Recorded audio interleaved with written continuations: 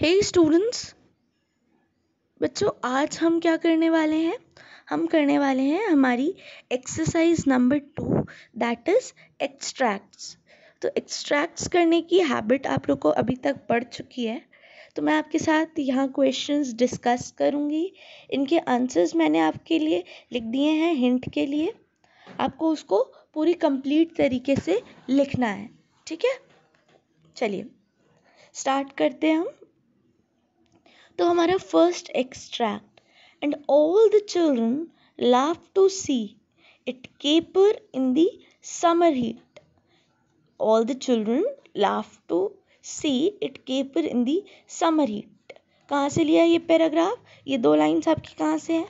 आपकी बुक में आप पेज नंबर देख सकते हैं 30 की last line, it caper in the summer heat.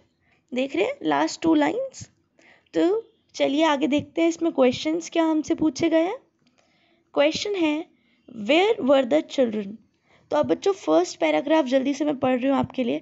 Bye the school yard in a day in June the keeper stood with chain and bar and whistle pipe and played a tune. The Bruin lifted up its head and lifted up its dirty feet, and all the children laughed to see it caper in the heat. ठीक है, तो अब first question है where were the children. आपको पहली line से ही answer मिल गया है। कहाँ थे वो? इन द स्कूल यार्ड। ठीक है। Second, what time of year it was.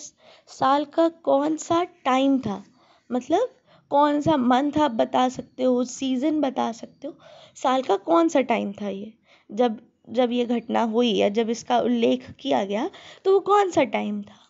तो आप देखोगे फर्स्ट लाइन में ही लिखा है by the school yard a day in June. तो कौन सा टाइम था बच्चों? वो साल का जून था। क्लियर है?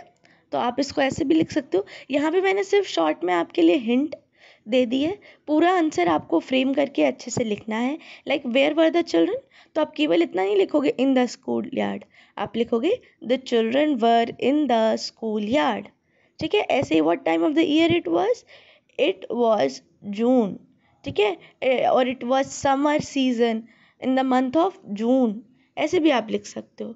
मैं इसलिए नहीं बोल रही आपको समर लिखने के लिए, बिकॉज जून टाइम पे समर हमारे यहाँ होती है इन इंडिया, एंड ये स्टोरी इंडिया में बेस्ड नहीं है। तो हो सकता है जो और कंट्री में ये बेस्ड हो वहाँ पे इस टाइम पे समर ना होती हो। चलिए लास्ट क्वेश्चन देखते हैं। What were the children watching. बच्चे क्या देख रहे थे? The children were watching bear doing different activities. ठीक है, आप चाहो तो यहाँ पे एक्टिविटीज़ मेंशन भी कर सकते हो, बट इतना काफ़ी है। चलिए नेक्स्ट देखेंगे। The keeper with a begging cap, the bear with burning coat of fur. ये कहाँ है? आपके लास्ट जो आपका सेकंड पैराग्राफ है। बच्चों 2 ही पैराग्राफ्स है हमारे पास, तो जो सेकंड पैराग्राफ है हमारा उसकी सेकंड लाइन है the keeper with begging cup, the bear with burning coat of fire. ठीक है। इसमें बेगिंग कैप क्या होती है आपको ये बताना है, एंड शो के बारे में बताना है कि इससे आपको शो के बारे में क्या पता चलता है। तो बेगिंग कैप क्या होती है? एक कैप होती है जिसमें मनी कलेक्ट की जाती है। आपने देखा होगा कि फॉरेन में क्या होता है, जब कोई परफॉर्म करता है उसके बाद वो अपनी कैप को उल्टा करके उसमें एक एक से जाके पैसे मांगता है। कुछ सॉन्ग्स में भी आपने ये चीज़ देखी होगी, है ना? तो वो होती है बेगिंग कैप, वो कैप जिसमें हम बेगिंग करते हैं। इसके बाद ये चीज़ क्या बताती है हमें ब्रुइन के शो के बारे में? वो बताती है it tells that show was being perform for money. ये सब जो बियर है उसको एक्टिविटीज़ कराई जा रही थी, सब कराया जा रहा था, वो किस लिए कराया जा रहा था? पैसों के लिए। अब अगली चीज़ है, यहाँ पे आपको पार्ट ऑफ स्पीच बताना है। ठीक है। तो बच्चों एक लाइन में बहुत सारे पार्ट ऑफ स्पीचेस हो सकते हैं, यहाँ मैंने मेटाफर लिखा है।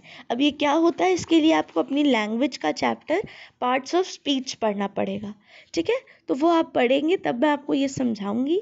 ठीक है। उसमें आप किसी को डायरेक्टली किसी चीज़ से कंपेयर करते हो। ठीक है। इसके बाद है what is the poet trying to convey through this figure of speech। तो पोएट क्या कन्वे करना चाह रहा है, इसके लिए आपको जो पोएम जो लाइन दी गई है उसी का मतलब मैंने यहाँ पे लिख दिया है. इट शोज दैट कीपर या कीनर है, कीपर कर लीजिएगा. Keeper was begging money and the bear's fur was very hot.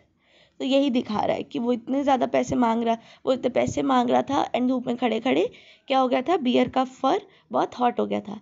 इसके अलावा भी कोई फिगर ऑफ स्पीच अगर होगा या कोई और मतलब निकल रहा होगा तो मैं आपको इसके बारे में बताऊंगी.